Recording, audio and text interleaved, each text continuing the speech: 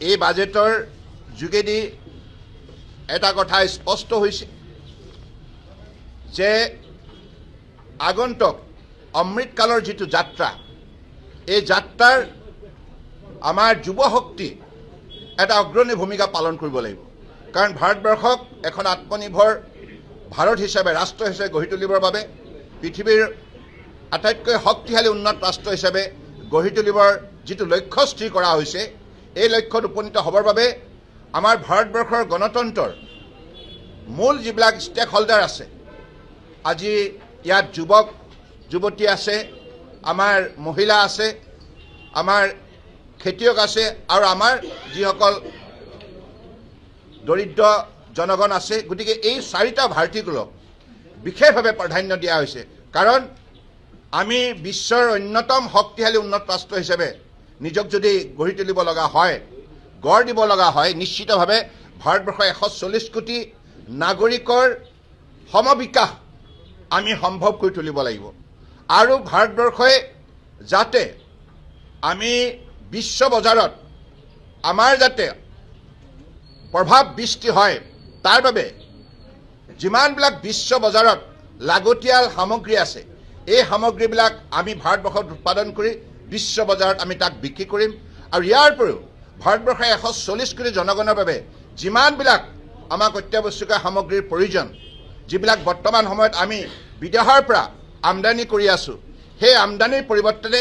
আমি নিজেই দেশতে উৎপাদন কৰিম আত্মনিৰ্ভৰ হ'ম আৰু মাননীয় প্ৰধানমন্ত্ৰী ডাঙৰীয়াই কৈছে vocal for local local to global অৰ্থাৎ আমি আমাৰ উৎপাদন শক্তি বৃদ্ধি কৰি আমি এক উন্নত মানদণ্ডৰ সামগ্ৰী হিচাপে বিশ্বৰ বজাৰত ইয়াক আমি প্ৰতিষ্ঠা কৰিম আৰু কোনো কাৰণতে মাননীয় প্ৰধানমন্ত্ৰী ডাঙৰীয়াই এটা স্পষ্ট নিৰ্দেশনা দিছে যে আমি কোৱালিটি কম্প্ৰমাইজ নকৰোঁ কাৰণ কোৱালিটিৰ উন্নত মানদণ্ডৰ গুণসম্পন্ন সামগ্ৰী হ'লেহে বিশ্ব বজাৰত আমি দীৰ্ঘদিনৰ বাবে আমি বৰ্তি থাকিবলৈ সক্ষম হ'ম কাৰণ quality construction quality production will be our main objective behind every production center, every manufacturing unit. Will never compromise this because without that quality construction, quality making of different items, it is not possible to sustain for a longer period in the global. Amar jitu reform expressor jugedi jitu road map prostut kora hoise orthat আমাৰ road map to স্পষ্ট আমি কলৈকে যাম আমি এইখন বাজেটৰ যোগেদি আমি যাম 2047 লৈকে 2047ত আমি কেনেধৰণে আমাৰ পৰিচয় আমি নিৰ্মাণ কৰিম বিশ্বৰ বুকুত আমাৰ পৰিচয় কি হ'ব আমাৰ পৰিচয় হ'ব আত্মনিৰ্ভৰ Bharat develop India develop Bharat বিকশিত ভাৰত গতিকে সেই আমাৰ পজিশন বা আমাৰ সেই স্থানটো আমি নিশ্চিত কৰিবৰ বাবে আজি এই যেটো ৰিফৰ্ম এক্সপ্ৰেছৰ যোগেদি আমি ৰোড মেপ নিৰ্মাণ কৰাৰ যেটো পৰিকল্পনা এই বাজেটৰ যোগেদি সেই কথাটো স্পষ্ট হৈছে আৰু এতিয়ালৈকে 350টা ৰিফৰ্মছ মাননীয় প্ৰধানমন্ত্ৰী ডাঙৰীয়াৰ বলিষ্ঠ নেতৃত্বত সম্ভৱ হৈছে গতিকে এই সংস্কাৰ নীতিৰ অবিহনে আজি ভাৰতবৰ্ষৰে বিকাশ যাত্ৰাত আজি অগ্ৰণী ভূমিকা বা বিকাশ যাত্ৰাত সফলতা অৰ্জন কৰিব নোৱাৰিলে হয় গতিকে সেই কাৰণে সংস্কাৰ নীতি ইয়াত প্ৰৱৰ্তন কৰা হৈছে আপুনি পলিচি প্ৰগ্ৰাম ইনিচিয়েটিভ এইবিলাকৰ যোগেদি আজি যেনে ধৰণে গুড গভৰ্নেন্স ট্ৰান্সপাৰেন্সি একাউণ্টেবিলিটি আৰু timely implementation with quality implementation এই সকলোবিলাক ৰিফৰ্মছৰ যোগেদি সম্ভৱ হৈছে সেইকাৰণে মাননীয় প্ৰধানমন্ত্ৰী ডাঙৰীয়াই কৈছে ৰিফৰ্ম পাৰফৰ্ম ট্ৰান্সফৰ্ম অৰ্থাৎ সংস্কাৰ নীতি ল'বই লাগিব কাৰণ পুৰণা ব্ৰিটিছে প্ৰণয়ন কৰা আইনবিলাকৰ যোগেদি যদি আমি দেশ পৰিচালনা কৰাৰ ক্ষেত্ৰত উদ্যোগ লওঁ তেতিয়া কংগ্ৰেছৰ অৱস্থাই হ'ব গতিকে সেইকাৰণে কংগ্ৰেছে তেখেতসকলৰ শাসন কালত কোনো দিনেই এই সংস্কাৰ নীতি প্ৰৱৰ্তন কৰিব নোৱাৰিলে নতুন চিন্তাৰে এখন ৰাষ্ট্ৰক কেনেধৰণে বিশ্বৰ বুকুত শক্তিশালী ৰূপত উপস্থাপন কৰিব পাৰি আগুৱাই নিব পাৰি আৰু ভাৰতবৰ্ষৰ বুকুত যিমান সম্পদ সম্ভাৱনা শক্তি আছে এই সম্পদ সম্ভাৱনা শক্তিক আধুনিক ধ্যান ধাৰণাৰে কেনেধৰণে আমি ইয়াৰ যোগেদি ইয়াক সৎ ব্যৱহাৰ কৰি আমি বিশ্বৰ বুকুত নিজৰ শ্ৰেষ্ঠতা প্ৰমাণ কৰিব পাৰোঁ, এই কথাবিলাক কংগ্ৰেছৰ শাসনকালত তেখেতসকলৰ প্ৰধানমন্ত্ৰীসকলে কোনোদিন ভাবিব পৰা নাছিল। কিন্তু মাননীয় প্ৰধানমন্ত্ৰী নৰেন্দ্ৰ মোদী ডাঙৰীয়া দূৰদৰ্শী নেতৃত্বত তেখেতৰ সততা, নিষ্ঠা, সঠিক নীতি পৰিকল্পনাৰ ফলত আজি গোটেই ভাৰতবৰ্ষই এটা নতুন শক্তি আয়ত্ব কৰিবলৈ সক্ষম হৈছে। আত্মবিশ্বাসেৰে প্ৰতিজন ভাৰতীয় নাগৰিকে উদ্বুদ্ধ হৈছে আৰু ফলত এই বিকাশ যাত্ৰাত সকলোৱে অংশগ্ৰহণ কৰিছে। তাৰ ফলত যোৱা 11 বছৰতে মাননীয় প্ৰধানমন্ত্ৰী নৰেন্দ্ৰ মোদী ডাঙৰীয়াৰ নেতৃত্বত আজি ভাৰতবৰ্ষই বিশ্বৰ চতুৰ্থ শ্ৰেষ্ঠ অৰ্থনীতি হিচাপে নিজক প্ৰতিষ্ঠা কৰিছে আৰু 2029 ভিতৰত তৃতীয় বৃহৎ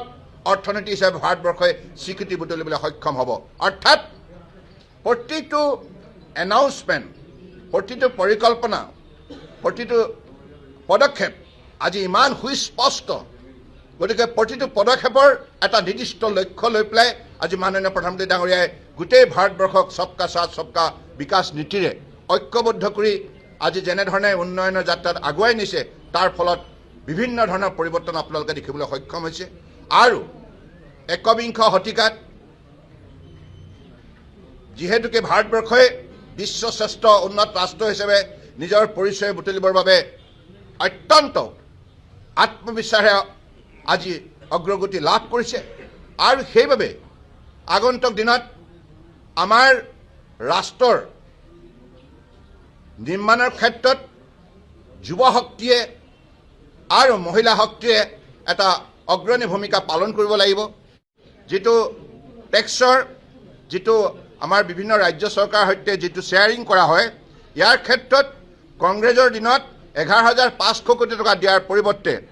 বৰ্তমান NDA চৰকাৰে 2014 পৰা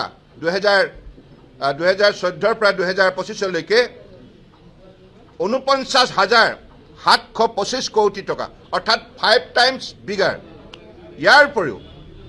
আমাৰ এনুৱেল যিটো ৰেলৱে বাজেট উত্তৰ পূৰ্বাঞ্চলৰ বাবে কংগ্ৰেছৰ দিনত আছিল কেৱল 2,122 কোটি টকা। ইয়াৰ পৰিৱৰ্তে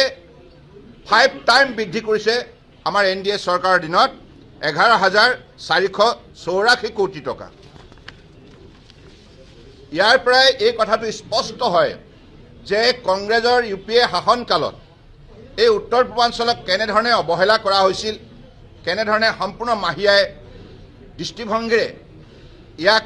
তেখেতসকলে পৰিচালনা কৰিছিল। কিন্তু ইয়াৰ পৰিৱৰ্তে মাননীয় প্ৰধানমন্ত্ৰী নৰেন্দ্ৰ মোদী ডাঙৰীয়াৰ বলিষ্ঠ নেতৃত্বত উত্তৰ পূৰ্বাঞ্চলক বিশেষভাৱে আজি 11 বছৰে সহযোগিতা আগবঢ়োৱাৰ বাবে উত্তৰ পূৰ্বাঞ্চলৰ প্ৰতিখন ৰাজ্যই ভাৰতবৰ্ষৰ যিকোনো এখন উন্নত ৰাজ্যৰ সৈতে এতিয়া ফেৰ মাৰিব পৰাকৈ নিজৰ আন্তঃগাঁথনি, অনুষ্ঠান, প্ৰতিষ্ঠান, বিভিন্ন ধৰণৰ সা সুবিধাবিলাক অত্যাধুনিক ৰূপেৰে আজি সজাই তুলিবলৈ সক্ষম হৈছে। উৎপাদনৰ ক্ষেত্ৰতো এই উত্তৰ পূৰ্বাঞ্চলে আজি বিকাশ যাত্ৰাত বিশেষভাৱে অগ্ৰণী ভূমিকা পালন কৰিছে। যিকোনো খবৰৰ বাবে যোগাযোগ কৰক